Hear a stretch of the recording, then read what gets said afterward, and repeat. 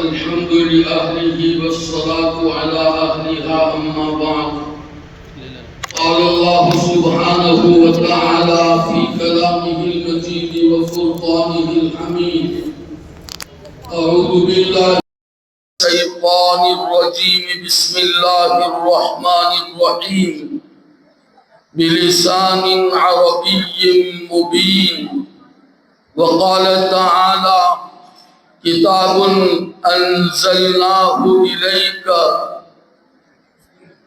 قرآنا Arabia صدق اللہ العظیم۔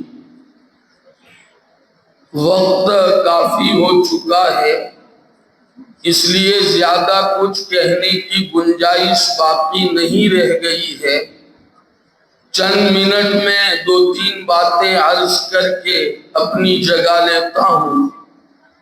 سب سے پہلے تو میں خداوند کریم کا شکر ادا کرتا ہوں کہ اس نے یہ عظیم سعادت ہم سب کو عطا فرمائی۔ ثانیاً میں ارباب مدرسہ اور منتظمین کا بھی بے حد ممنون و مشکور ہوں کہ انہوں نے اس کامیاب نحو و صرف کے مسابقے میں شرکت کا مجھ عاجز کو موقع عطا فرمایا۔ اللہ تعالیٰ ان کو اپنی شایان شان بہترین بدلہ نصیب فرمائے۔ عزیز طلبہ، کچھ سال پہلے اگر ہم غور کریں اور دیکھیں تو یہ بات کھل کر ہمارے سامنے آ جاتی ہے کہ لوگ صرف مسئلہ پوچھتے تھے۔ کوئی بھی لائن کا مسئلہ پوچھا، ہم نے بتا دیا، بس بات ختم ہو گئی، وہ مان لیتے تھے۔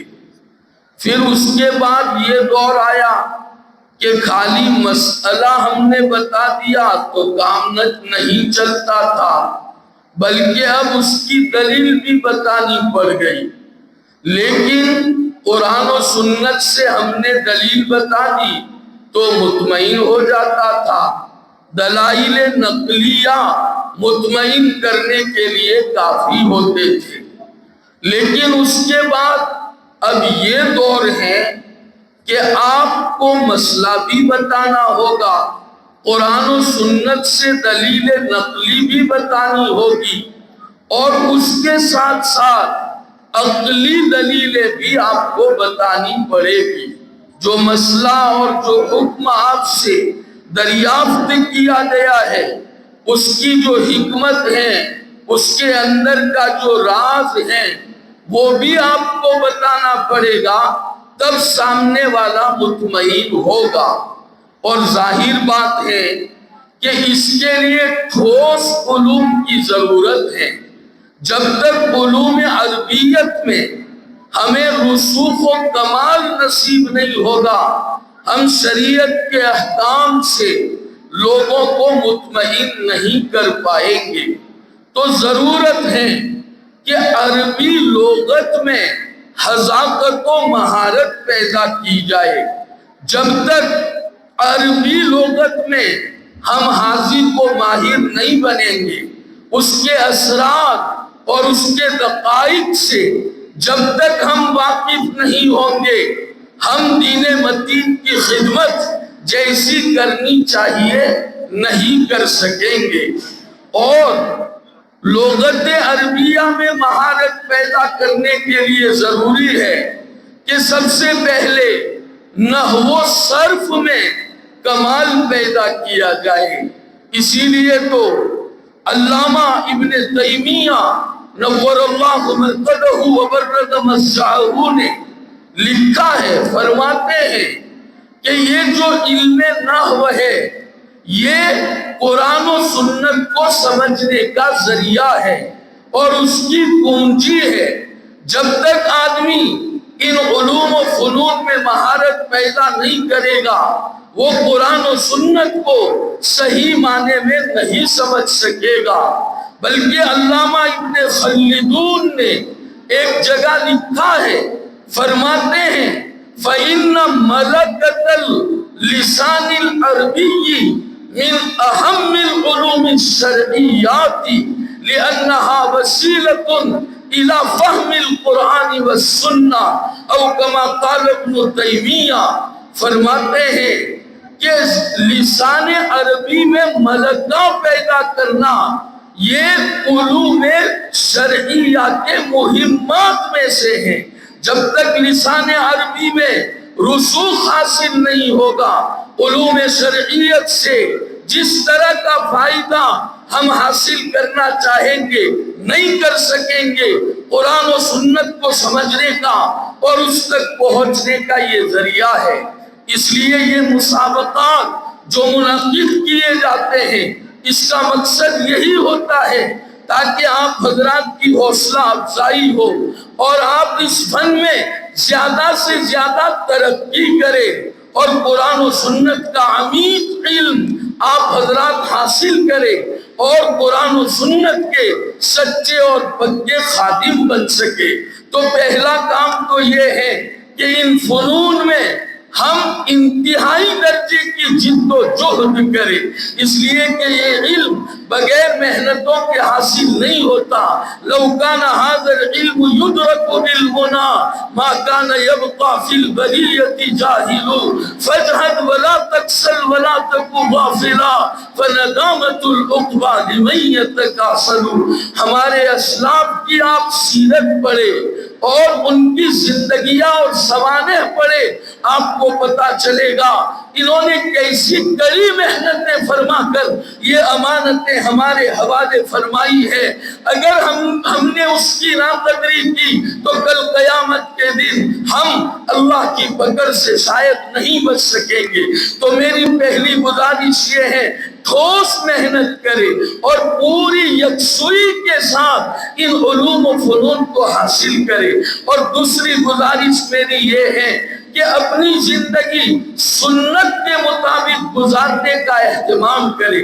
نبی کریم صلی اللہ تعالی علیہ وسلم سے جتنی قربت ہوگی، جتنا تعلق ہوگا، جتنی محبت ہوگی، اللہ تعالی ہمارے علوم میں اتنی ہی برکتیں عطا فرمائے گا۔ اس لیے کہ یہ علوم برائے علم نہیں ہے بلکہ برائے عمل ہے۔ صبح سے لے کر شام تک اور رات کو سونے سے لے کر صبح تک جتنے بھی عمل ہم کرتے ہیں سنت کے مطابق ہمارے سارے اعمال ہو۔ ہم مدرسے میں اپنے آپ کو بنائیں۔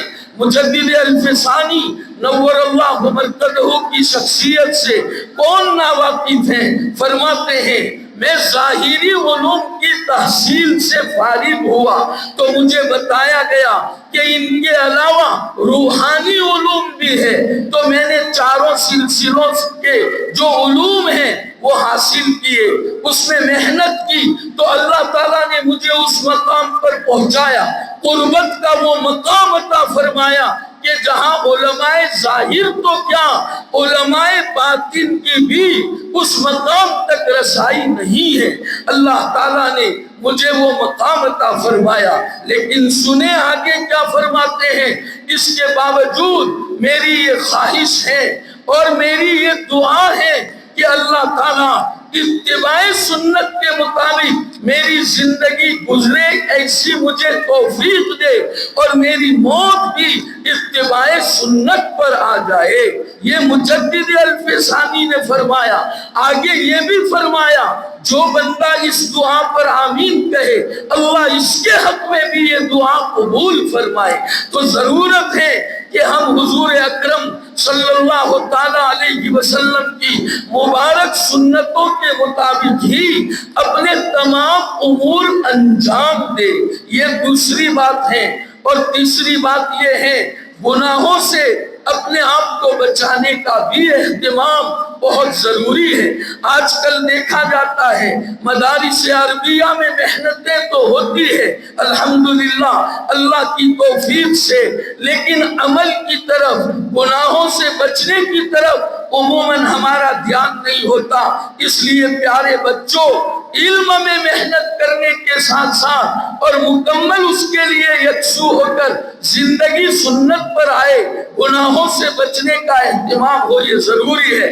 میں آپ سب طلباء کو جنہوں نے مسابقے میں حصہ لیا مبارکباد پیش کرتا ہوں۔ ہمارے حضرت شیخ شرافت صاحب نے دامت فیوضہم العالیہ جو اپنے تاثر کا اظہار فرمایا کہ تمام بچوں نے الحمدللہ محنت کی ہے۔ عموماً دیکھا جاتا ہے 2-4 بچے تو کامیاب ہوتے ہیں، باقی بچے جواب نہیں دے سکتے، کتاب نہیں سمجھ پاتے۔